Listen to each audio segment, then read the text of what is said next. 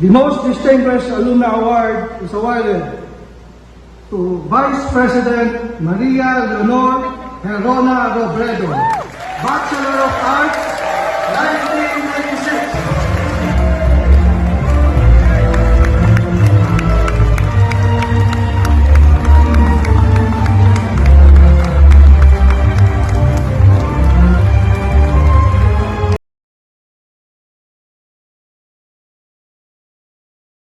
We are expected to default to excellence in each role we have been called to play, in whatever space we occupy. But the true mark of being a scholar ng bayan does not stop there. Dahil higit pa sa kakayahan at kaalaman, hinasa tayo sa dangal, sa pagpapakatao, sa pagka-Pilipino. Ang pagkilala na tinatanggap natin ngayong gabi ay lagpas pa sa ating mga pansariling tagumpay. Bunga ito ng bukas palad na pagtaya sa atin ng sambayanang Pilipino. For my contemporaries and peers who led the ranks at the height of our political awakening, whose very footsteps I followed during street demonstrations, whose voices rang loud and clear in those uncertain times, whose courage lent me the resolve to take part in rebuilding our democracy almost from the ground up. That this stage, this podium, isn't the place for someone who in her younger years deliberately avoided center stage, preferring the quieter roles that hid her from view. Truth to be told, when I first found out about this recognition, there was a brief moment when I asked myself if I was truly deserving. This award holds a deeper meaning to me and my family because in 2012, a little more than a month before my husband Jesse died, we were both here at that time in this very hall, because my husband was also named Distinguished Alumnus for good governance. Over the course of my life, I have been called to step into spaces and roles I never thought I was prepared for. I became a young wife and mother as my husband was starting out as city mayor. I taught economics during the day and attended law school at night, all while raising a family. After an extended journey as a law student, I became a lawyer and worked alongside the underserved. More than a decade into development work, I became a widow and a single mother who was also thrust into the political spotlight. I became a member of Congress.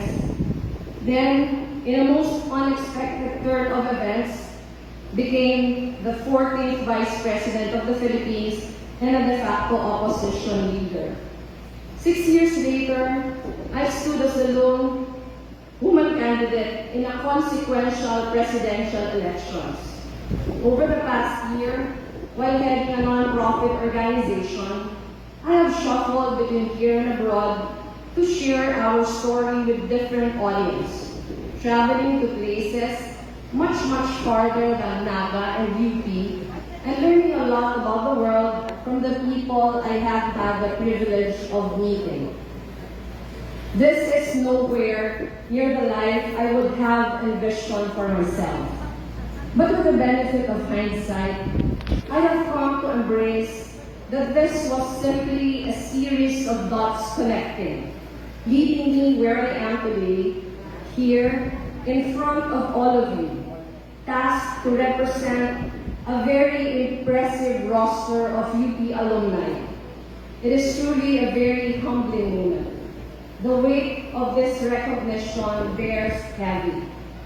Para po sa ating mga pinaparangalan ngayong gabi, ang pagkilala na ito ay bunga ng pagsisikap na ibinuhos natin sa sarili-sarili nating mga larangan. Ang galing at sagisag nito ay nilinang sa atin ng UP, kung saan itinuro sa atin ang dalawang mahalagang bagay, ang dangal at husay. As UP alumni, we are expected to default to excellence in each role we have been called to play, in whatever space we occupy. But the true mark of being scholar ng bayan does not stop there.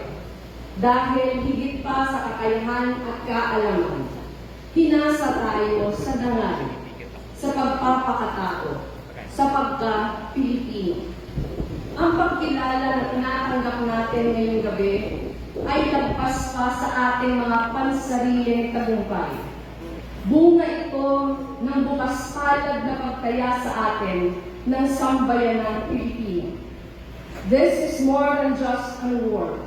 It is a reminder of what it means to receive a UP education, to embody the value of people-orientedness, to make this the anchor of our sense of purpose, to continue to strive to be honorable and excellent, not only for our own sake, but for our nation, to represent the best of this university and the best of the Filipino in whatever space or role we are called to take. Sampu po ng mga kapwa ko distinguished alumni ngayong taon. Tinatanggap po namin ang parangal na ito sa ngalan ng buong UP community na lagi natin nauuwian at laging nasasandalan sa panahon ng paninindigan. Tinatanggap ko po ito sa ngalan ng lahat na nakatrabaho ko bilang guro, bilang abogado, at bilang lingkod bayan. At higit sa lahat, tinatanggap namin ito sa ngalan ng sambayanang Pilipino na patuloy na nangangarap para sa mas makatotohanan, mas patas, at mas makataong lipunan. Mabuhay po ang lahat na iskolar ng bayan. UP Fight!